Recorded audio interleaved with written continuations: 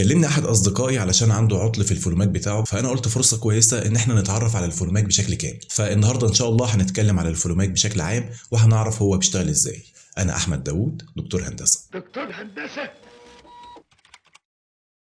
ده الفولوماك. طبعا الفولوماك نظره سريعه كده، هو بيتحط كده فوق الموتور بالمنظر ده كده. الميه بتدخل من هنا، بتعمل تدفق هنا، تطلع من هنا. لما بيبقى فيه تدفق الفولوماك بيحس ان فيه تدفق فبيفتح للموتور، بيوصل كهرباء. ازاي بيوصل كهرباء؟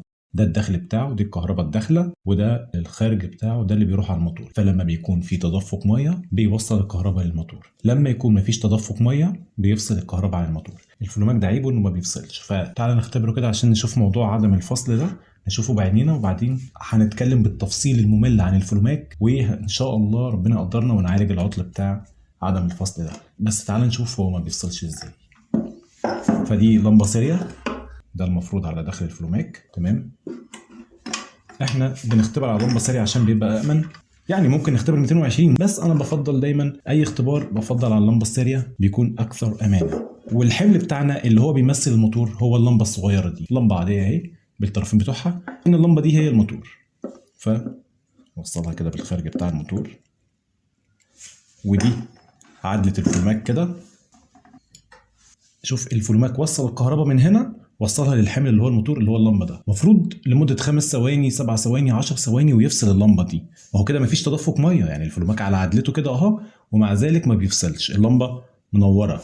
ده معناه ايه؟ ان كده الموتور شغال اهو، عمال شغال. معنى كده انه في عيب هنا في الفولوماك، ما بيفصلش الموتور. بص هو هنا حتى بيديك اللمبه هنا منوره، لمبه الباور اون منوره. الباور اون يعني واصل كهرباء، والبامب اون يعني في تدفق ميه، يعني هو كانه فاكر ان في تدفق ميه. هو في هنا بيبقى فيه وزن ثقل كده، الوزن ده المفروض ان هو بيبقى طول ما هو مرفوع فكده كانه في تدفق ميه، لكن هو المفروض ما دام ما فيش تدفق ميه الوزن ده بيكون نازل تحت. بيقول الفولوماك انه كده ما فيش تدفق ميه، فالفولوماك يقوم قاطع الكهرباء من هنا لهنا، يفصل الموتور.